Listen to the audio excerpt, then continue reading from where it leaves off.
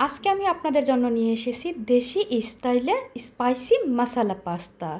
বিসমিল্লাহির রহমানির রহিম। আসসালামু আলাইকুম, ওয়েলকাম টু চ্যানেল নিপার রসই। নিপার রসইতে আপনাদের জন্য থাকছে মশালা পাস্তা রেসিপি।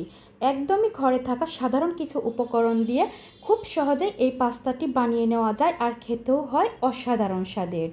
আমার এই ভিডিওটি শুরু থেকে শেষ পর্যন্ত যদি দেখেন তাহলে আপনারাও খুব সহজে এই সুস্বাদু পাস্তাটি বানিয়ে নিতে পারবেন। তাই ভিডিওটি শুরু থেকে শেষ পর্যন্ত দেখার অনুরোধ রইল। চুলায় আমি একটা কড়াইয়ের মধ্যে একটু বেশি করে পানি নিয়ে গরম করে নিয়েছি। এখানে দিয়ে দিচ্ছি 1 টেবিল চামচ তেল, আর দিয়ে দিলাম স্বাদ মতো লবণ। দিয়ে এখন পানির সাথে মিশিয়ে নিয়েছি। এখানে আমার পানিটা কিন্তু বলক তুলে নিয়েছি, আপনারাও চেষ্টা করবেন পানিটা বলক তুলে নিতে। আর এখানে এখন আমি দিয়ে দিচ্ছি 2 কাপ পাস্তা। আপনারা যেই কোনো প্যাকেটের পাস্তা নেবেন, খোলা পাস্তাটা নেবেন না, এতে করে পাস্তাটা ফেটে যায়। রান্না করার পর পাস্তাটা একদম খুলে যায়। এই জন্য প্যাকেটের যে কোনো পাস্তাটা নেওয়ার চেষ্টা করবেন। এখন আমি এই পাস্তাটাকে 7 থেকে 8 মিনিট সময় নিয়ে আমি এই পাস্তাটাকে সেদ্ধ করে নিয়েছি। দেখতে পাচ্ছেন পাস্তাটা কিন্তু আমার এখানে সেদ্ধ করে নেওয়া হয়ে গেছে। আপনারা যে কোনো প্যাকেটের পাস্তা এভাবে সেদ্ধ করে নিতে পারেন, এতে সময় কম কিংবা বেশি লাগতে পারে, আপনারা একটু দেখে নেবেন। এখন পানি ঝরিয়ে আমি একটা ছড়ানো থালার মধ্যে নামিয়ে নিচ্ছি। সবগুলো পাস্তা এখানে নামিয়ে নেওয়া হয়ে গেছে। এখন এই পাস্তার উপর দিয়ে দিচ্ছি 1 টেবিল চামচ রান্নার তেল। তেলটাকে দিয়ে সবগুলো পাস্তার সাথে খুব ভালো করে মিশিয়ে দিচ্ছি। এতে করে একটার গায়ে আরেকটা পাস্তা লেগে যাবে না। আর আপনারা যদি এই তেলটা না দেন তাহলে পাস্তাগুলো একটার সাথে আরেকটা লেগে যেতে পারে। তেলটা দেওয়ার কারণে একটার গায়ে আরেকটা লাগবে না। এখন আমি চুলায় একই কড়াই বসিয়ে দিয়েছি। এখন এখানে দিয়ে দিচ্ছি 2 টেবিল চামচ রান্নার তেল।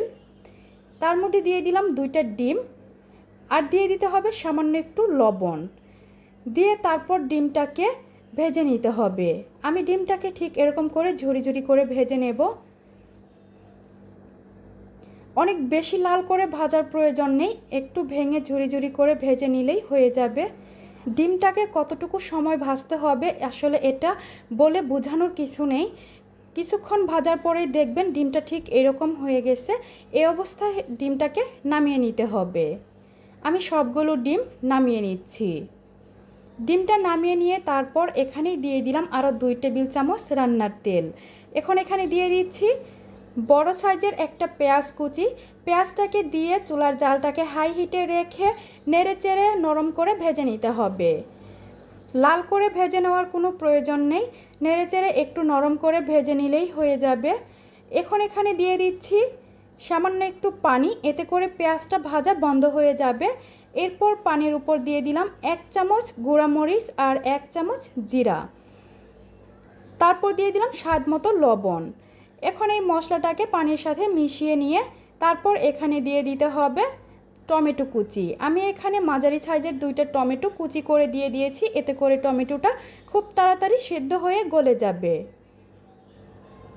মশলাটা আমার এখানে কষিয়ে নেওয়া হয়ে গেছে, দেখতেই পাচ্ছেন। এখন আমি এই হাতলটা দিয়ে একটু চেপে তারপর টমেটোগুলোকে একদম গালিয়ে দেব। টমেটোগুলো এখানে আস্ত রাখা যাবে না, একদম গালিয়ে দিতে হবে। টমেটোটা আমার গালিয়ে নেওয়া হয়ে গেছে। এখানে দিয়ে দিচ্ছি একটা গাজর কুচি, আর আমি দিয়ে দিচ্ছি ফ্রোজেন করে রাখা ক্যাপসিকাম আর মটরশুঁটি। আপনারা চাইলে আপনাদের পছন্দ মতো যে কোনো সবজি এখানে ইউজ করতে পারবেন। এরপর দিয়ে দিলাম 5-6টা কাঁচামরিচ। যেহেতু এটা স্পাইসি হবে এই জন্য ঝালটা একটু বেশি করে দিতে হবে, তাহলে খেতে অনেক বেশি ভালো লাগবে। আপনারা চাইলে মরিচটা আরেকটু কমিয়েও দিয়ে দিতে পারেন। ঠিক এইভাবেই আমি 4 থেকে 5 মিনিট ভেজে নিয়েছি। যেহেতু আমার এখানে গাজরটা কাঁচা ছিল তাই এটা সেদ্ধ করে নেওয়ার দরকার ছিল, তাই 4 থেকে 5 মিনিট ভেজে নিলেই হয়ে যাবে। এরপর এখানে দিয়ে দিলাম 2 থেকে 3 টেবিল চামচ টমেটো কেচাপ। টমেটো কেচাপটা অবশ্যই দিতে হবে, এতে করে পাস্তার টেস্ট অনেক বেড়ে যাবে। আপনারা এর টেস্টটা বাড়িয়ে নেওয়ার জন্য এখানে চাইলে 1 টেবিল চামচ সয়া সস ইউজ করতে পারেন যদি আপনাদের বাসায় থাকে। আমি যেহেতু সম্পূর্ণ ঘরোয়া উপায়ে পাস্তাটা রান্না করে দেখিয়েছি, তাই এখানে আমি সয়া সসটা ইউজ করছি না, কেননা আমাদের বাসায় যে মশলাগুলো সবসময় হাতের কাছে থাকে ওইগুলো দিয়েই আমি এই পাস্তাটা রান্না করে দেখিয়েছি। আর এতেও করে কিন্তু টেস্টের কোনো কমতি হয় না। মশলার সাথে পাস্তাটাকে খুব ভালো করে মিশিয়ে নিয়ে দিয়ে দিতে হবে ওই যে আগে থেকে ভেজে রাখা 2টা ডিম। ডিম 2টা দিয়ে তারপর পাস্তার সাথে মিশিয়ে নিয়ে চুলার জালটাকে মিডিয়াম হিটে রেখে 3 থেকে 4 মিনিট ভেজে নিলেই হয়ে যাবে স্পাইসি সুস্বাদু পাস্তা। পাস্তাটা রান্না করা খুবই সহজ আর খেতেও কিন্তু দারুণ মজার হয়। আপনারা একবার হলেও এভাবে বাসায় ট্রাই করবেন এবং আমাকে কমেন্ট করে জানাবেন কেমন হয়েছে। এখন আমি চুলার জালটাকে অফ করে দিয়ে আপনাদেরকে পরিবেশন করে দেখাচ্ছি।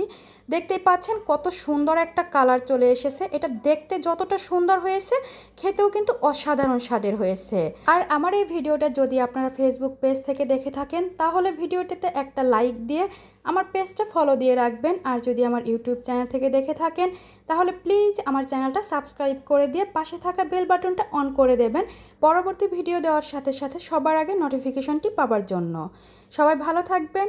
আল্লাহ হাফেজ। আসসালামু আলাইকুম।